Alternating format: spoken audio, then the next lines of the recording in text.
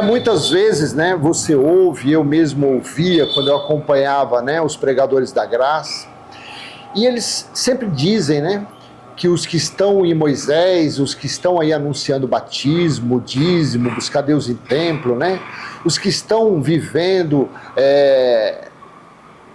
os ensinamentos que Jesus de Nazaré deu aos discípulos, eles dizem que são meninos do entendimento, né? Os pregadores da graça dizem, não, essas pessoas ainda são infantis, essas pessoas ainda não alcançaram a maturidade da graça de Cristo, né?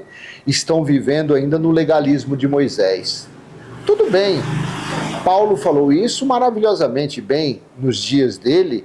Ele tratou aqueles que não estavam em Cristo, aqueles que não conheciam Cristo, como bebês, como infantis, como pessoas ainda que não estavam preparados para se alimentar de um alimento mais forte, né? Um alimento com mais sustância, né?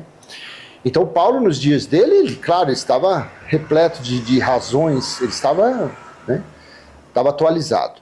Mas aí eu pergunto a você, e nós que estamos vivendo em um período de quase 2000 anos depois que Paulo esteve aqui? Como que fica a nossa situação? Nós que estamos vivendo em um período que vai fazer 2000 anos. Quando você pega as 13 epístolas paulinas, de Romanos a Filemon, aí você se pergunta, ou você não se pergunta, mas se pergunte, eu estava em Roma quando Paulo estava me orientando? Eu estava em Éfeso quando Paulo estava me exortando? Eu estava na cidade de Corinto? E assim por diante.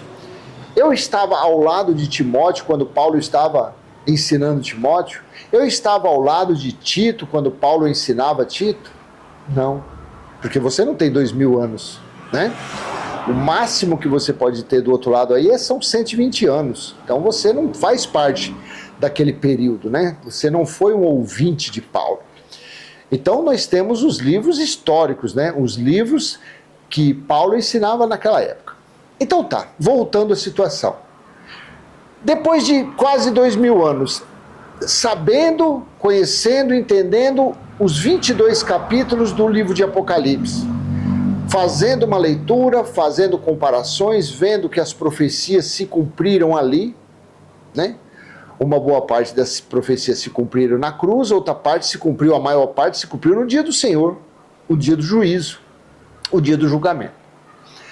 Então as pessoas que hoje usam os escritos de Paulo para chamar os religiosos de meninos, da mesma forma quem está tendo conhecimento do dia do Senhor, do Apocalipse, também faz a mesma coisa, chama os seguidores de Paulo, chama esses que estão pregando Paulo de meninos, de infantis, de incautos, de pessoas que ainda não estão tendo um conhecimento atualizado dos escritos bíblicos. É a mesma coisa.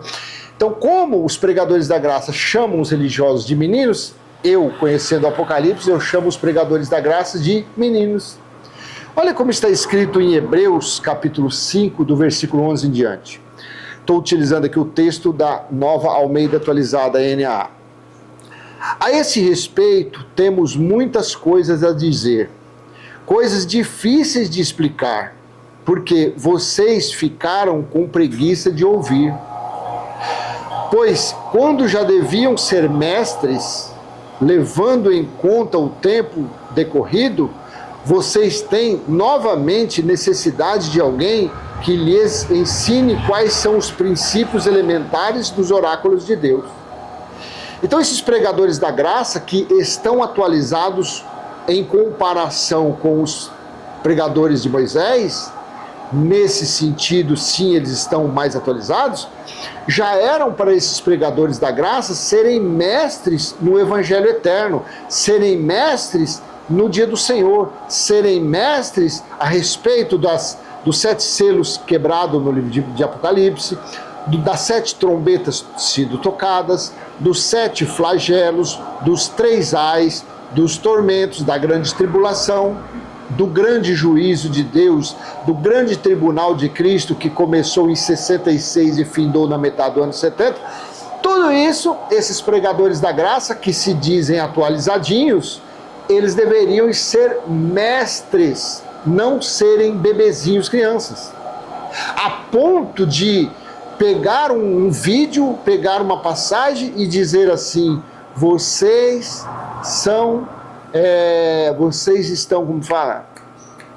Então eles estão nessa situação, a mesma coisa, sendo hipócritas, fazendo quase que as mesmas coisas dos seguidores de Moisés, dizendo que estão pregando a graça, dizendo que estão pregando a sã doutrina, fazendo algo que o próprio Paulo falou em seus dias, que o evangelho tinha sido pregado a toda criatura.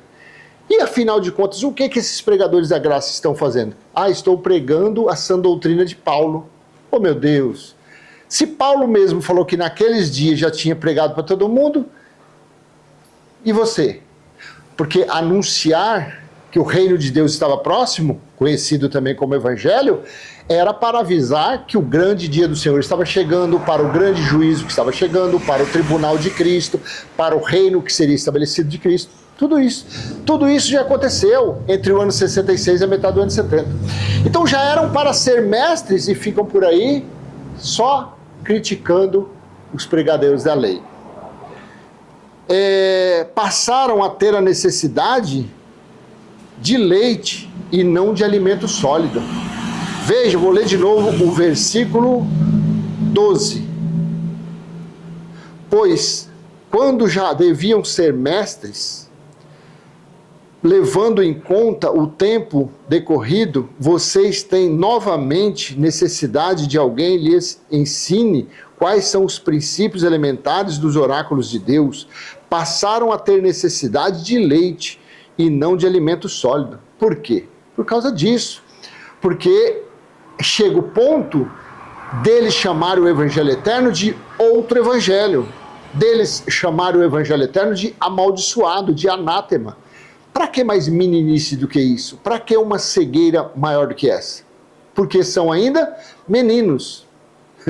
Estão vivendo, o corpo deles está aí em cima de um altar, atrás do púlpito, fazendo aquilo que o escriba fazia lá, o Esdras, em Neemias capítulo 10, capítulo 8, fazendo a mesma coisa deles, mas ficam só criticando os pastores, os bispos, os padres, sendo que eles fazem a mesma coisa.